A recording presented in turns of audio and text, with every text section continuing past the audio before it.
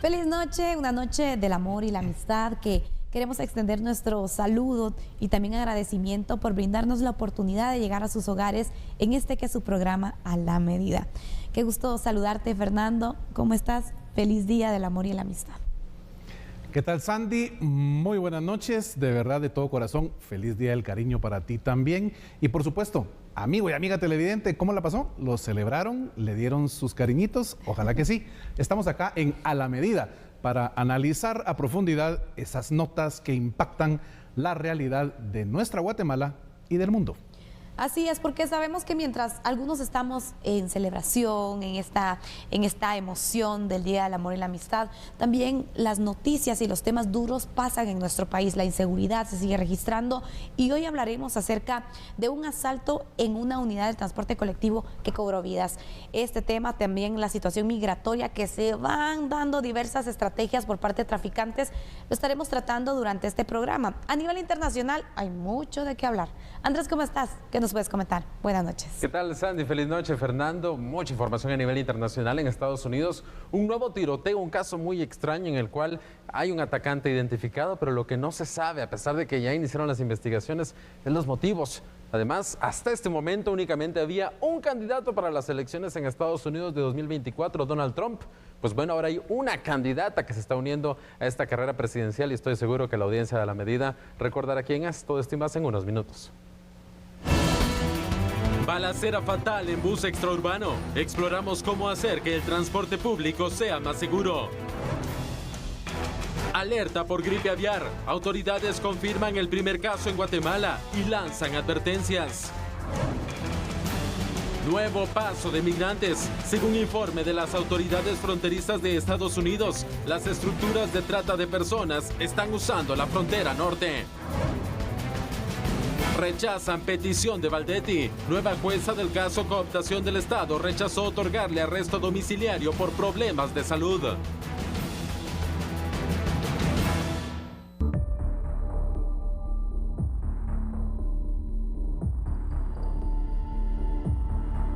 Tres personas que viajaban como pasajeros a bordo de una unidad de transporte de las rutas sanjuaneras procedente de Quetzaltenango hacia la ciudad de Guatemala perdieron la vida luego de un asalto que posteriormente se convertiría en una balacera en el interior de esta unidad de transporte. Las autoridades analizan todo tipo de indicios para poder dar con el paradero de los responsables de haber cometido este asalto y ataque armado en contra de estas personas. Pasaban pocos minutos de las 5 de la mañana de este martes cuando pasajeros que viajaban a bordo de un bus extraurbano procedente de Quetzaltenango con destino a la ciudad de Guatemala fueron sorprendidos por 4 asaltantes. La unidad de transporte transitaba por la ruta interamericana a la altura del kilómetro 62, jurisdicción del municipio de Patzicía, Chimaltenango. Con armas de fuego en mano, los asaltantes exigían a los pasajeros sus pertenencias y prácticamente obligaron al conductor del bus a desviarse hacia el libramiento de Chimaltenango.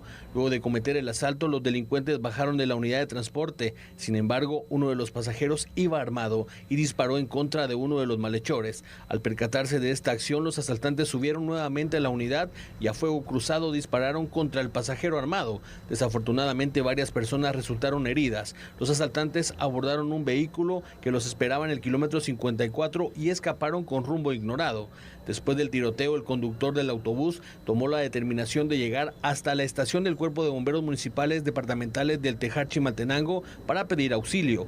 Los socorristas constataron que 2 personas, un hombre y una mujer, ya no contaban con signos vitales y únicamente pudieron trasladar a 3 personas heridas. Uno de los heridos falleció arribando al Hospital Nacional de Chimaltenango. Sí, luego de haber transferido a las personas con heridas de proyectil de arma de fuego al Hospital Nacional de Chimaltenango y luego el peritaje de acá del Ministerio Público y el embalaje que se realizó, ya se pudo identificar a los 2 cuerpos que se encontraban en el interior del bus sanjuanera que se dirigía de Shela a la ciudad capital y que fue asaltado sobre la ruta interamericana. Corresponde al nombre de Judith Araceli Pérez López, de 45 años de edad, ella originaria de Shela, que se dirigía hacia la ciudad capital vistiendo un traje típico multicolor. También en el interior se encontraba Tomás Aculcaal, de 56 años de edad, originario de Alta Verapaz, vistiendo un pantalón de lona color azul, una chumpa color negro, camisa color café, zapatos color café. Esto pues luego del peritaje que realizó el Ministerio Público y los datos que ellos nos pudieron brindar. Se traslada a una persona en estado delicado, siendo Manuel Ismataj, de 50 años de edad. Son los únicos datos que tenemos de él, y las otras personas que también se trasladaron en estado delicado, y la menor de edad que también se encuentra en el Hospital Nacional de Chimaltenango. La mujer fallecida viajaba junto a su hija de 4 años de edad, quien resultó ilesa y quedó bajo jurisdicción de la Procuraduría General de la Nación a la espera de poder contactar a los familiares de la pequeña. Oficiales de la Policía Nacional Civil acordonaron el área a la expectativa de la diligencia del Ministerio Público. Pasajeros aseguraron que eran 4 malhechores los que subieron al autobús y uno de ellos se retiró herido. Horas más tarde se conoció que en el kilómetro 93 ruta a la aldea Godínez, Sololá, se localizó un hombre fallecido que presentaba una herida de bala en la espalda. Presuntamente pudo tratarse de uno de los asaltantes. La investigación está a cargo del Ministerio Público, quienes recabaron todo tipo de indicio en el lugar, en el interior de este autobús, para dar con el paradero de los responsables de haberle cegado la vida a estas 3 personas que se dirigían hacia la ciudad de Guatemala. Bueno, la verdad es de que vemos esta situación de inseguridad en el país y es una de nunca acabar. El transporte público tiene diversas precariedades y si vemos en el lado de la seguridad, aquí está un claro ejemplo de cuántos casos se registran constantemente en el país, diariamente, cada mes que se registran estas situaciones, donde vemos que los guatemaltecos siguen siendo afectados. No tenemos un transporte público de calidad, ni mucho menos seguro. Entonces, ¿dónde vamos a parar con esta situación? ¿Qué se puede hacer? ¿Y por qué el transporte público pareciera, Fernando, que no es una prioridad en el país? Bueno, lo más triste es que tenemos que lamentar la pérdida de 3 vidas humanas, sí, que simple y sencillamente estaban en el lugar y a la hora menos indicada.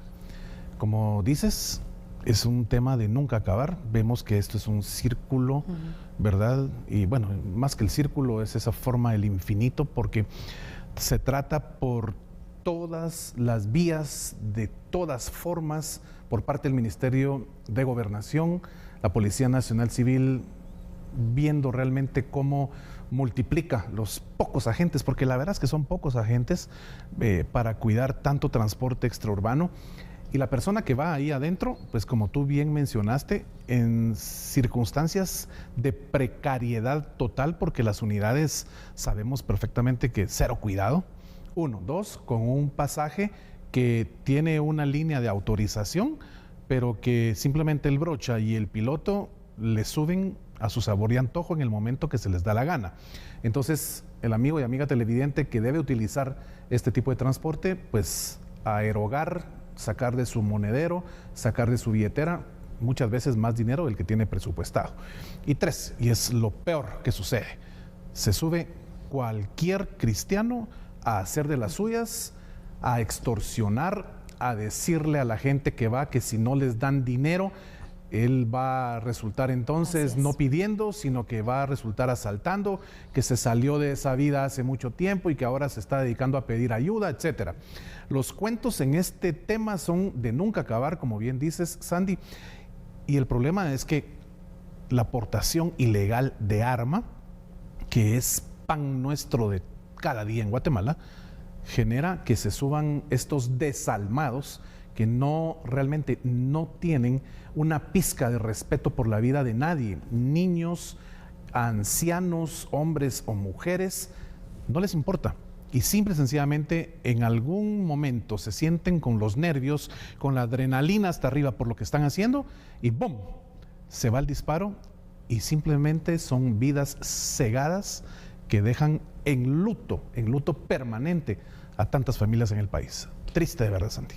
Triste porque sabemos que quien utiliza el transporte público lo hace por necesidad. Así es. Porque no tiene otra alternativa que ese transporte. Y es una ruleta rusa a la que se suben cada vez a una unidad de transporte colectivo, donde muchos indican, no sabemos si vamos a regresar.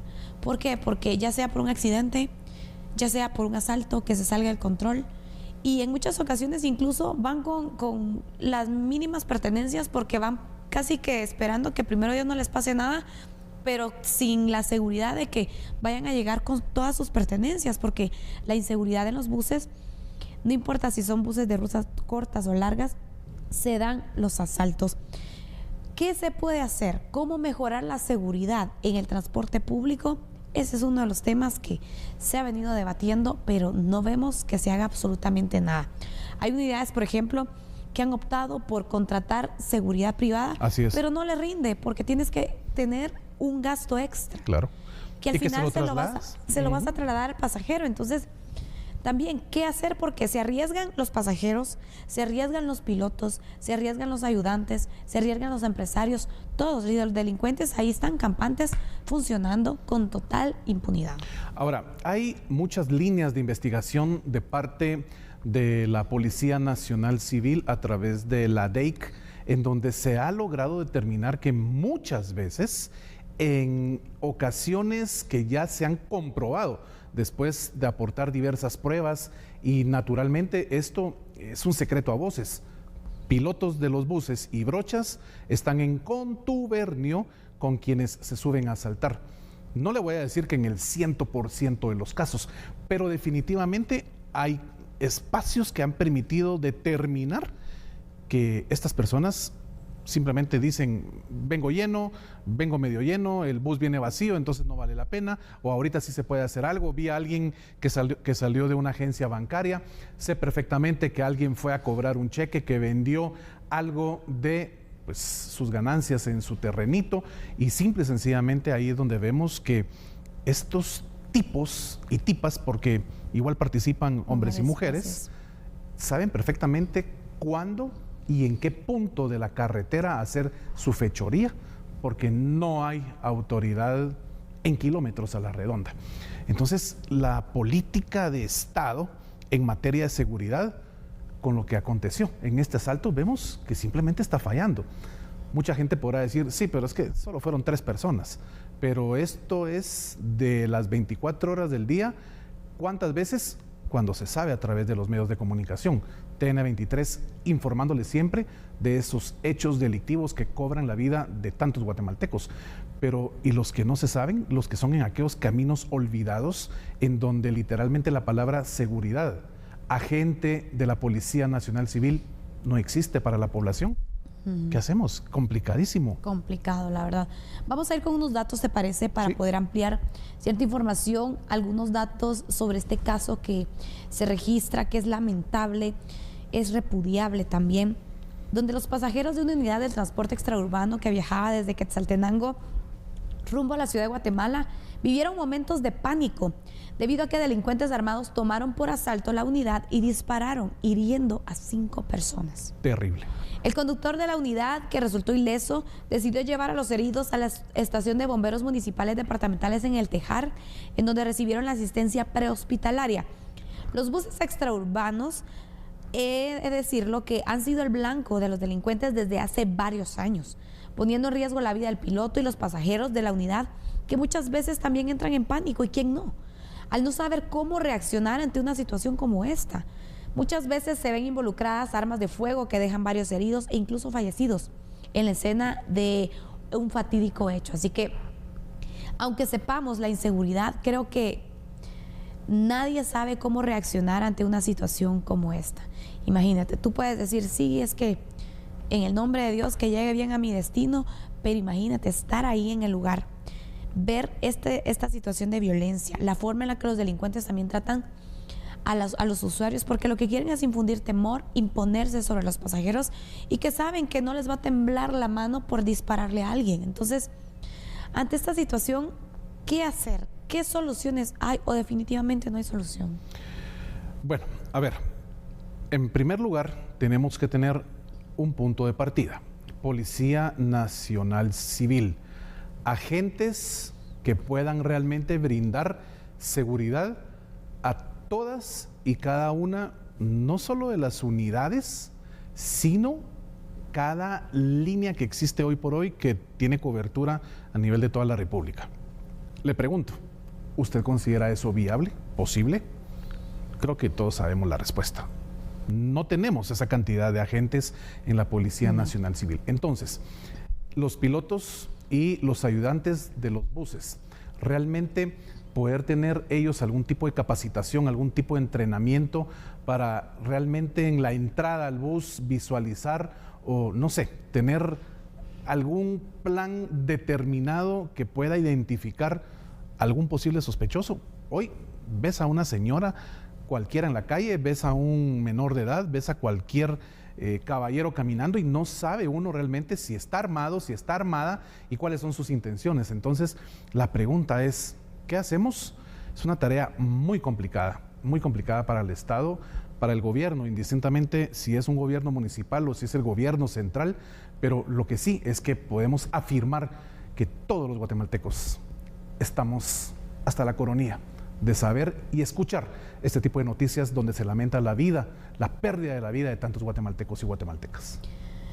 Definitivamente, ojalá que se logre dar con los responsables de estas fechorías, que la justicia también se pueda aplicar, porque en muchos de los asaltos son pocas las veces cuando se logra detener a los autores intelectuales, a los responsables de estas muertes, de estos heridos, y creo que ya todos los guatemaltecos exigimos justicia, exigimos seguridad y paz. Totalmente. Para poder vivir aquí. Así es. Vamos a finalizar el primer análisis, haremos una pausa en este momento. Regresando hablaremos acerca de una alerta que se ha emitido de salud.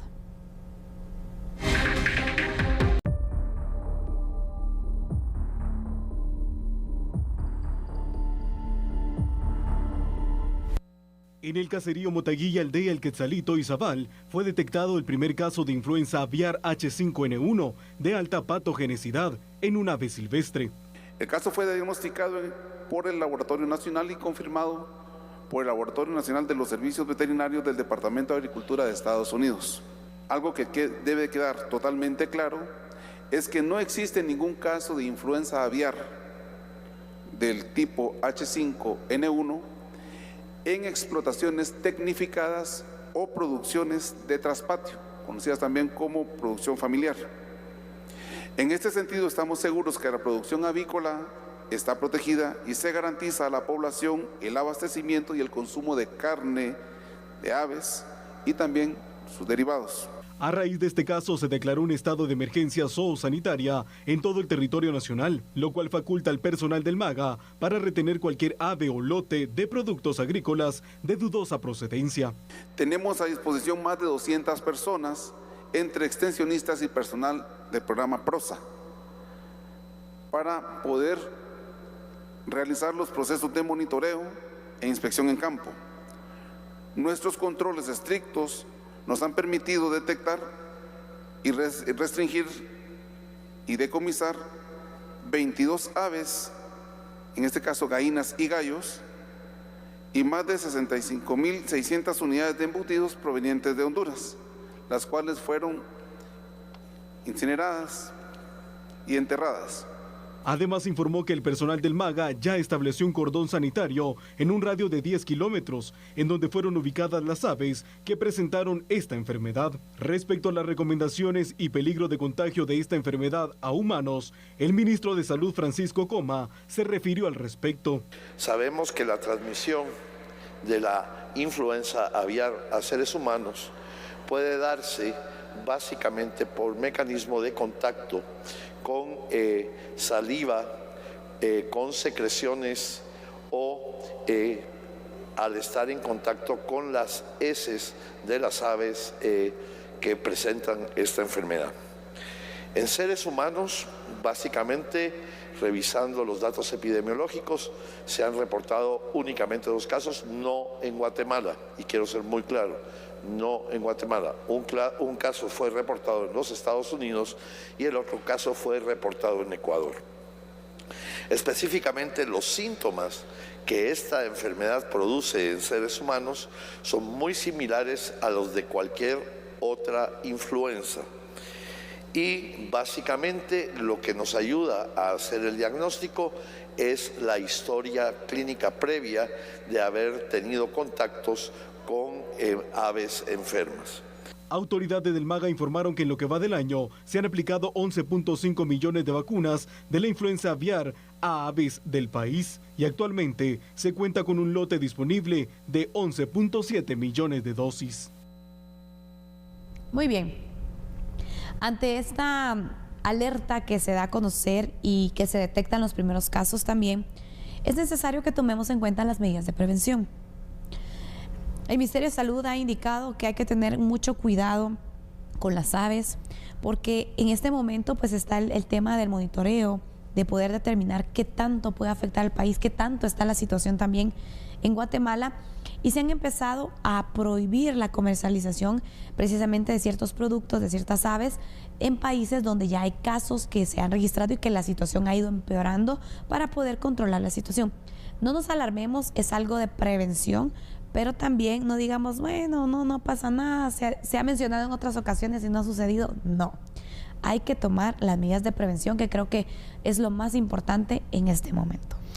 Creo que el trabajo del Ministerio de Salud Pública y Asistencia Social, en unión con el trabajo que el Ministerio de Agricultura, Ganadería y Alimentación, MAGA, puedan hacer para, uno, lo más importante, informar a la población, tanto uno dentro de su materia, de su competencia, que es el ámbito de salud, y el otro con todo el tema del control aviar, las aves y qué se está haciendo para buscar ese control y la prevención. Ahora bien, ambos ministerios podrán hacer de todo lo que esté a su alcance, pero está en todas las personas que se dedican a la producción, al cuidado, a la comercialización de aves, que manejen determinada línea de cuidados muy específicos, porque, ojo, el contacto con uno de estos animales puede ser fatal para la persona y para el círculo que le rodea, no solo trabajadores, sino su familia. Entonces, tenemos que estar realmente pendientes de qué información pueda generar el Ministerio de Salud para saber qué es lo que se tiene que hacer a la hora de una circunstancia en donde usted o su familia o alguno de sus trabajadores, si usted está en el área de producción y manejo de estos animales, pues pudiera suscitarse si se encuentra algún animal que sobre todo esté muerto y que la sospecha sea por esta gripe aviar. Y de allí, pues los que se dedican incluso a la exportación de estos animales, el manejo con todas las precauciones que el MAGA pueda también manifestar, porque al final de cuentas esa es la rama de competencia de este ministerio. Entonces todo está en cómo el guatemalteco, cómo la guatemalteca pone de su parte para que esto no vaya a salirse de control al momento de tener casos específicos ya en nuestro territorio. ¿De qué manera también se puede activar un plan de prevención e información también sobre la gripe aviar, Fernando? Porque sabemos que a veces el desconocimiento lleva a malas prácticas y esto descontrola una situación como esta, ¿no? Entonces también sería importante, sabemos que hay muchas personas que se dedican a la crianza y que lo hacen de una forma muy empírica, lo hacen, ya vienen por generaciones incluso, y que hace falta un poco de este conocimiento para poder detectar incluso cuando sus aves están en riesgo y en qué momento deben actuar y de qué forma también. Creo que hace falta un poco de este tecnicismo, de esta capacitación que se les pueda dar, de qué manera llegar también, porque hay muchas personas, hay muchos lugares de nuestro país que se dedican precisamente a la crianza, a la producción de las aves. Creo que es un ámbito al 100% del MAGA, en donde debe ajustar los recursos y las partidas presupuestarias que ya se tienen autorizadas para este año, sobre todo en materia de la Dirección de Comunicación y Relaciones Públicas. Establecer un mecanismo informativo que lleve una base sustentada, en la experiencia y por supuesto los conocimientos de los ingenieros zootecnistas que trabajan en el Ministerio de Agricultura, para que toda la información que ellos puedan generar se traslade a la población y sobre todo a esa población que sabemos que normalmente están la mayoría en el interior, pero también hay muchas empresas muy grandes en esta área del departamento de Guatemala. Entonces esa comunicación de qué hacer, cómo manejar, qué tipo de medicamento, hay que tener cuidado con estos y estos parámetros, etcétera. Una información y comunicación que realmente se baje al nivel del ciudadano de a pie que muchas veces no conoce los términos que los expertos en esa materia, ya cuando hablamos de ingenieros especialistas en estos temas, manejan. Exacto. Acá tenemos 2 viceministerios que son muy importantes a nivel del MAGA, que es el BIDER y el BISAN. Cada uno de ellos haciendo el trabajo que le corresponde, porque al final de cuentas, es el BISAR, y ahí es en donde precisamente va a suscitarse y generarse la información contundente para que usted, amigo y amiga televidente, que se dedica a esta área productiva que es tan importante para el país, pueda tener información verídica y con ciencia, sustentada en ciencia, para prevenir cualquier espacio que pudiera ser algo negativo para usted, para su trabajador y para su familia. Recapitulando cierta información sobre esta alerta, vamos a mostrar ciertos datos también para que ustedes conozcan entonces qué es lo que indican las autoridades y el aviso que se hace de parte del gobierno, que fue en horas de la mañana, por cierto, que se dio a conocer esta alerta gubernamental sobre la gripe aviar en el territorio nacional. Así es. Guatemala está reconocida por la OMS como libre de influenza aviar desde el 2004. Sin embargo, ante el informe de brotes en países de alrededor del país y del mundo, pues se ha establecido un aviso de cuarentenas como una precaución. El ministro de Agricultura, Ganadería y Alimentación indicó que queda prohibido manipular aves migratorias y aves silvestres que muestren alguno de los síntomas como diarrea, lagrimeo ocular, cresta, barbilla y patas de color morado, cabeza y párpados hincados y secreción nasal. El contagio de la influenza aviar a seres humanos se da por contacto de saliva, con secreciones o al estar en contacto con las heces de las aves que presentan esta enfermedad. Por eso es que lo toman en consideración también para que se tenga la precaución necesaria. Se han reforzado ya las medidas sanitarias en el territorio ante el caso de una gripe aviar tipo H5N1. En Puerto Barrios y Zabal, en una ave migratoria, específicamente en un pelícano, se ha dado esta situación. El caso fue diagnosticado por el Laboratorio Nacional y confirmado por los laboratorios de servicios veterinarios del Departamento de Agricultura estadounidense. Autoridades dieron a conocer que detectaron y decomisaron 22 aves de corral provenientes de Honduras.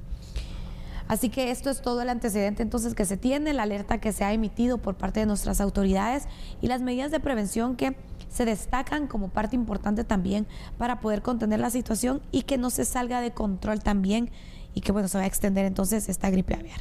Definitivamente los 2 ministerios que en este caso son los encargados de la prevención en el tema de contagios, en el tema de la salud, en el tema del manejo de los animales, trabajando ya, y lo sabemos perfectamente, para que la población esté informada, que pueda realmente conocer, y el trabajo acá en A la Medida, que usted acaba de ver en su pantalla, pues realmente es una enumeración de todos los espacios y acciones que si usted visualiza en sus animales de granja, en sus pollos, en sus gallinas, inmediatamente tomar las precauciones y dar aviso a las autoridades correspondientes para prevenir cualquier espacio que pueda multiplicar esa molestia, ese malestar a nivel sobre todo de nosotros los humanos. Muy bien, así finalizamos nuestro segundo tema. Vamos a la pausa. Al regresar hablamos sobre temas migratorios, una nueva modalidad que tratantes de personas están utilizando para poder trasladar migrantes irregulares. Ya volvemos.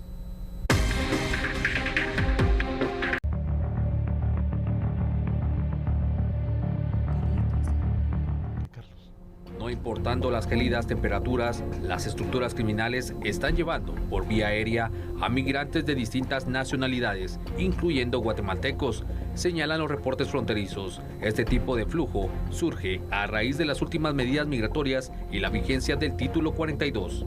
En enero, la Oficina de Aduanas y Protección Fronteriza de Estados Unidos, CBP, por sus siglas en inglés, reportó la detención de 13.127 migrantes. De esa cifra, 41 eran de Guatemala. Sin embargo, en los últimos 4 meses, que corresponden al año fiscal 2023, 213 guatemaltecos fueron detenidos en la frontera norte, pero en todo el año fiscal 2022 fueron 496 compatriotas.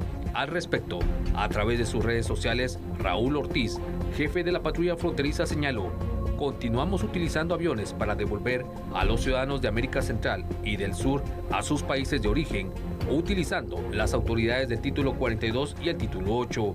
Las personas que van en los caminos establecidos se enfrentan a una posible expulsión o remoción y corren el riesgo de no ser elegibles para una futura admisión a los Estados Unidos. Bueno, pues se da a conocer esta nueva estrategia. Utilizar ahora la frontera vía Canadá para poder ingresar de esta manera pues hacia territorio estadounidense también, y buscar la forma de ir filtrando fronteras, ir aumentando las ganancias también y aumentando el flujo migratorio. Imagínate, han detectado ya varios casos de migrantes, incluyendo guatemaltecos, que utilizan esta nueva ruta, que probablemente es más complicada que la que ya se está utilizando. ¿Por qué? Porque los traficantes están viendo dónde está el dinero y de qué forma se lo pueden ganar de una forma fácil. Claro. Acá no importa el cómo, sino el objetivo final, que es agenciarse del dinero de los guatemaltecos, hondureños, salvadoreños, mexicanos, que tienen esa necesidad de irse, pues como le llaman, hacia el norte, pero ahora literalmente se los llevan mucho más al norte. Y utilizando esta frontera entre Estados Unidos y Canadá, a ver, una circunstancia que a mí realmente me cuesta entender y llegar a ponerme en los zapatos de esos migrantes que les toca sufrir temperaturas literalmente gélidas. Estamos hablando de temperaturas de por abajo de los 0 grados centígrados, en donde literalmente los huesos, los músculos, tus extremidades llegan a sufrir lo inimaginable si no estás acostumbrado y no vas bien protegido. Pero, ¿qué sucede con la mayoría de migrantes que naturalmente van sin esa protección? No solo el estrés del paso migratorio ilegal, 1, 2, saber que la policía de migración está pendiente del movimiento de cualquier persona que quiera traspasar la frontera de forma ilegal. 3, ahora sumémosle estas temperaturas que realmente pueden incluso llegar a cobrar la vida de una persona que no esté protegida como se debe, y que naturalmente al coyote, a ese miembro de estas organizaciones que solo se enfocan en ver cómo le sacan el dinero a las familias guatemaltecas que quieren llegar hasta Estados Unidos, pues simple y sencillamente, si se queda en el camino es problema de él o de ella, no importa si es mujer, si es hombre, si es niño, ahí ya quien pagó, simplemente que se adecúe a seguir el paso del grupo. Entonces, es otra de las formas en donde vemos esa necesidad latente en el guatemalteco de buscar una mejor oportunidad de vida, porque al final eso significa la migración. Así es. Pero se lo llevan ahora a partes que no se imaginaba este chapín que le iba a tocar vivir en cuanto a enfrentar no solo lo que ya enumeramos, sino las temperaturas de ¿cuánto? Menos 20, menos 30, menos 40 grados centígrados. Es una cosa terrible. El riesgo es mayor. No sabemos realmente también el costo que les puede estar representando, porque se indica es una ruta más larga, pero se les vende como que es una ruta más segura. Claro. Entonces, bueno, tienes 2 paquetes. Por la normal, donde sabemos que están los puestos, que puede pasar de todo, es tanto. Por la otra, que es como es nueva, es más segura, puede ser hasta el doble. Entonces, imagínate, realmente aquí el negocio está hecho para los traficantes. El riesgo está hecho para los migrantes, que cuando ves que no tienes posibilidades en tu país, que tienes que mantener una familia, que no puedes hacer nada para seguir adelante porque no se te están dando las oportunidades, no existen las condiciones para que tú lo busques, pues queda arriesgarte, ¿no? Y tratar de ver de qué manera consigues el dinero, porque hay que pagarles por adelantado.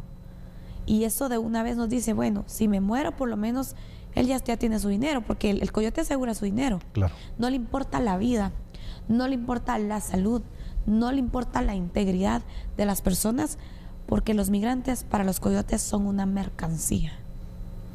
Creo que la forma en cómo estás adjetivizando todo es precisamente la realidad que estos hermanos guatemaltecos están viviendo, dejando a sus familias con hartas deudas, porque muchas veces el que se va tiene el ofrecimiento hacia la familia, hacia el círculo de amigos, que va a mandar el dinero para pagar esa deuda contraída. Pero, ¿y qué sucede si el transcurso de aquí hasta Estados Unidos se vuelve mucho más largo? Son más días, semanas en poder pasar la frontera, si bien le va al guatemalteco y la logra pasar. Pero hemos visto cuántas historias tan tristes y lamentables de personas que en ese trayecto pierden la vida. Y la familia acá, no solo la desesperación de no saber qué sucede con ese familiar que no se sabe en dónde está, sino el hecho de ver que quien se quedó con los papeles de la finca, del terreno, de los animales, de la cosecha a futuro, está presionando para decir, bueno, si no me pagan, yo simplemente voy a hacer mío lo que en el papel está descrito. Es un estrés, es una circunstancia que realmente está afectando a miles de familias guatemaltecas. Y desde acá, desde el estudio de TN23 en A la Medida, solo podemos decirle al amigo y amiga guatemalteco o guatemalteca que tome sus precauciones, por favor, que analice muy bien lo que esta persona, el coyote, le está planteando, porque solo está viendo el derecho de quitarle su dinero, de cobrarle su dinero. Acá nada de que ahorita es un 50% y 50% cuando lleguemos. Todo debe quedar pagado cuando usted ya se adhiere al grupo.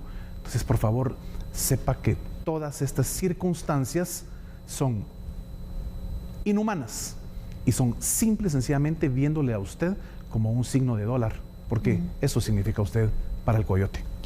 Y ampliando la información, vamos a mostrar también ciertos datos, porque de hecho las autoridades se han pronunciado sobre esto, las autoridades de la patrulla fronteriza, que mostraron su preocupación por la cantidad de migrantes, de hecho, que está cruzando la frontera norte de Estados Unidos por territorio canadiense. Cabe mencionar que dentro de los grupos hay varios guatemaltecos. Según los reportes fronterizos, sin importar las bajas temperaturas, las estructuras criminales están llevando por vía aérea a migrantes de distintas nacionalidades, incluyendo guatemaltecos. Este tipo de flujo surge a raíz de las últimas medidas migratorias y la vigencia también del título 42 por parte del gobierno de Joe Biden. Y bueno, de enero a la fecha, la Oficina de Aduanas y Protección Fronteriza de Estados Unidos reportó la detención de 13.127 migrantes. De esa cifra, 41 son guatemaltecos, imagínense. Son algunos de los datos de esta cruda realidad que se está viviendo, donde vemos que si se esperaba que se podría controlar el flujo migratorio, aquí estamos viendo que ayer hablábamos que hay medidas que están ayudando a controlar de cierta forma. Claro. Hoy vemos que se está buscando otra para descontrolarla de nuevo. Y esto es cada 24 horas, va modificándose. El coyote lo que ve es que una autoridad migratoria de alguno de los países está generando algún tipo de obstáculo para lo que él tiene trazado como objetivo. Bueno, pues démosle la vuelta. Y si hay que irnos del lado del Atlántico, del lado del Pacífico, del lado en medio de la frontera, del lado por Canadá, si hay que subir hasta Alaska, pues subamos hasta Alaska. Aquí no importa la integridad ni la vida del migrante a quien está llevándose el coyote. Aquí lo que interesa es el dinero, simple y sencillo. Triste realidad. Probablemente algunos de ustedes ya encontraron o ya escucharon esta nueva ruta. Tengan mucho cuidado, valórense y de verdad muchísimo cuidado, porque los tratantes para conseguir el dinero sabemos que hasta han retenido a migrantes para lograr su objetivo. Fernando, así finalizamos el análisis de esta noche. Gracias por siempre estar aquí, aportando también desde tus conocimientos en los diversos temas. Mañana continuaremos. Claro que sí, Sandy. La mejor de las noches para ti, Gracias. amigo y amiga televidente. Descanse. Mañana a trabajar. Antes de irnos a la pausa, vamos a conocer noticias judiciales, porque el caso de cooptación del Estado tiene una nueva jueza, que por cierto rechazó otorgarle un arresto domiciliario a Roxana Valdetti por quebrantos de salud. A puerta cerrada en el juzgado B de mayor riesgo, ante la nueva jueza de la Judicatura, Eva Recinos, se discutió la petición de la ex vicepresidenta Roxana Valdetti de otorgarle un arresto domiciliario en el caso cooptación del Estado. El médico particular Esdras Mayén explicó en el juzgado que la exfuncionaria padece de dolores agudos en la columna vertebral. Su cuadro clínico amerita dejar la cárcel para mujeres Santa Teresa en la zona 18 para iniciar un tratamiento médico. La nueva juez del caso de cooptación del Estado, Eva Recinos, resolvió sin lugar la solicitud de Valdetti de otorgarle una medida sustitutiva por quebranto de salud en la columna y ordenó que personal médico del Instituto Nacional de Ciencias Forenses, INACIF, se presenten en la cárcel para evaluar a la exfuncionaria. El doctor particular Mayen debe entregar al juzgado un informe médico sobre los padecimientos de Roxana Valdetti en un plazo de 48 horas. La ex vicepresidenta de la Nación cumple 2 sentencias en el sistema de justicia. En el caso Lago Tamatitlán se le impusieron 15 años con 6 meses de cárcel y en el proceso por defraudación aduanera La Línea 16 años de cárcel respectivamente en diciembre del 2022. Bueno, la Comisión de Reformas al Sector Justicia iniciará una iniciativa de ley cuyo objetivo es establecer funciones correspondientes a la Corte Suprema de Justicia y el Consejo también de la Carrera Judicial.